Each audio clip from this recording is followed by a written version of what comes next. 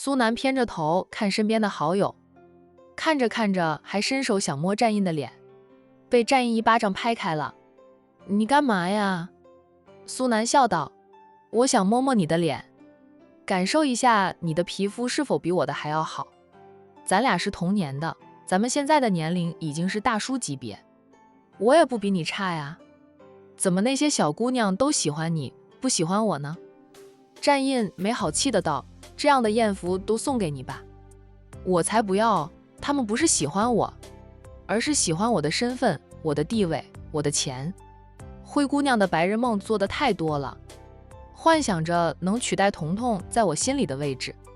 那种喜欢当小三的女人，连我家彤彤一根手指头都比不上，还幻想着取代彤彤，做梦去吧。你很想要这样的艳福吗？苏南连忙笑道，我开玩笑的，这样的艳福我才不要呢，我有我家小军也够了。其他女人也看不上眼，特别是那种18、20岁的年轻小姑娘，太嫩，没有女人的韵味，远远不如我家小军。年轻的小姑娘没有看上苏南，那是因为苏南背后的苏家，她们害怕。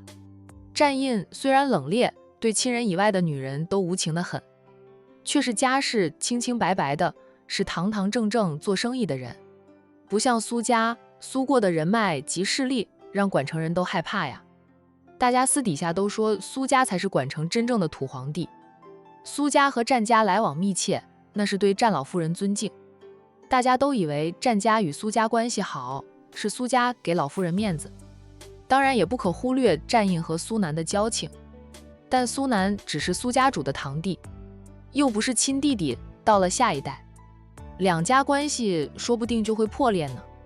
这只是大家以为的，却不知道苏腾的儿子和战家的那几个小子玩得可好了，从小就一起长大，是真正的发小，以保证两家关系继续友好的维持下去。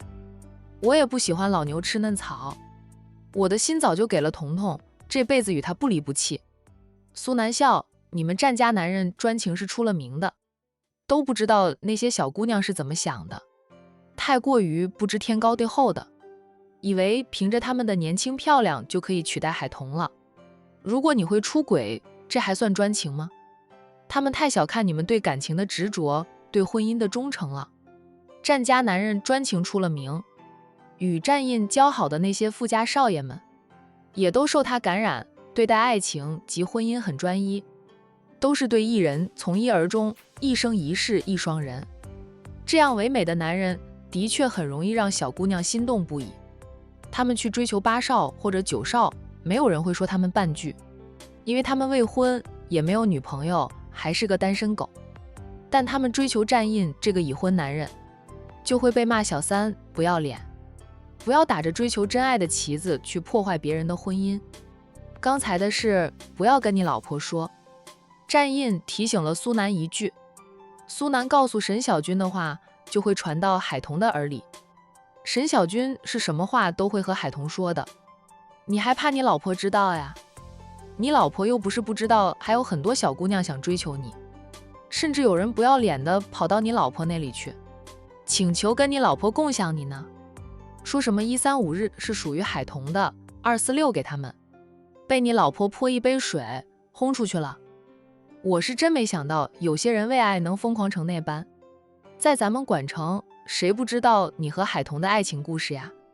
你们感情深如海，彼此眼里只有对方，再也容不下别人，他们还不死心，自信满满的，以为凭着他们的年轻、漂亮、好身材就能让你喜欢，笑死人了。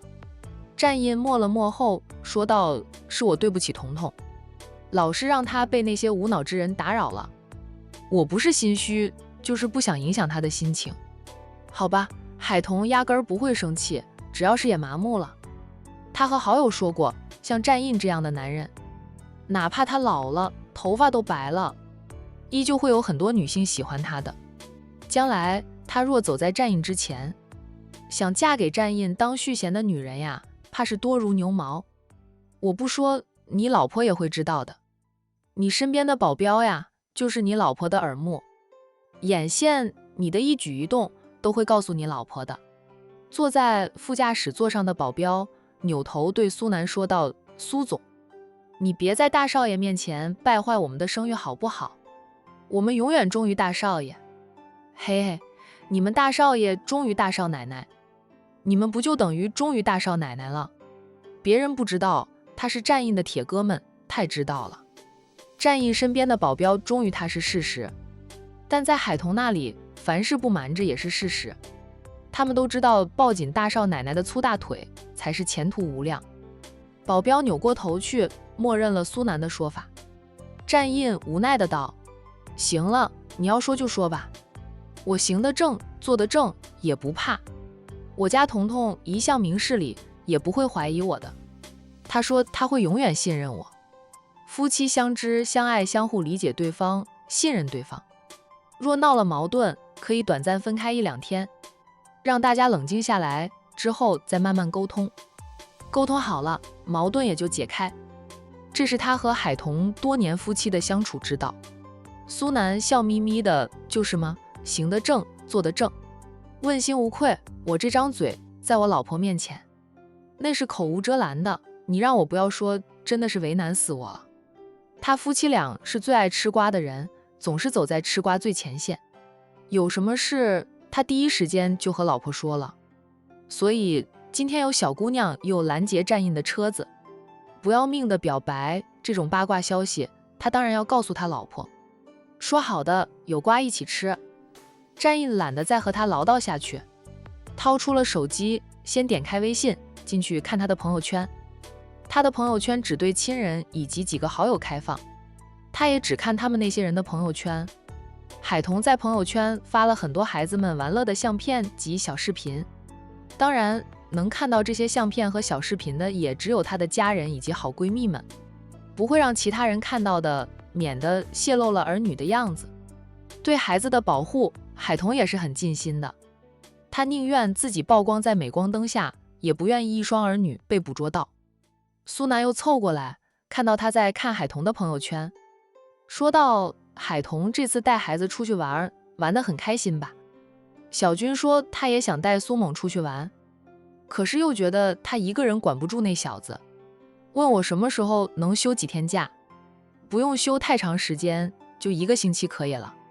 战印看完了老婆发朋友圈的相片后，将手机揣回了裤兜里。你将你手头上的活都干完了，可以休几天假。苏南笑着道谢，也不知道带那小子去哪里玩呀。小孩子都是喜欢游乐场的，但我们大人去了游乐场，无聊得很。既然是陪孩子，主要是让孩子玩得开心，有一个快乐的童年，当然就以孩子的喜好为主。你夫妻俩平时将孩子扔在家里，偷跑出去到处玩的时候还少吗？难得孩子放暑假了，就带他去他喜欢玩的地方。孩子这么小，就算你带他们去那些名胜古迹，他们也不会欣赏，也不懂那些名胜古迹的历史，不过是走马观花，没有意义。还不如就去他们喜欢玩的游乐场，让他们玩个痛快。苏南想了想，觉得好友说的也对。很快他又抱怨，我家里也有儿童游乐场所，你们游山庄就更不用说了，那是个大型的游乐场呢，什么玩乐的设施没有，他们玩的还不够多，怎么出门旅游一次还是喜欢去游乐场所呢？战印说道，小孩子喜欢的是出门的那股子快乐劲儿，喜欢人多一起玩，纯粹就是喜欢热闹。他们也就这几年还会那样玩，等他们上了初中，步入青少年行列了，你带他们去玩，他们都不太感兴趣了。苏南想起自己青少年时期，就是学习，练功，叫他去游乐场玩，他也不想去，更想玩的是电子游戏。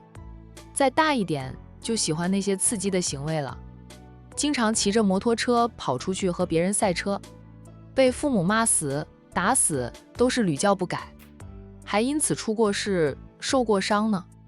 男孩子始终是皮实一点的，也调皮一点，怪不得他的儿子那么调皮，他的种吗？他小时候就那样，父母不也头痛得很？他如今就是当年的父母了，唯一不同的就是小时候闯祸的他会被父母教育，严重时会挨揍。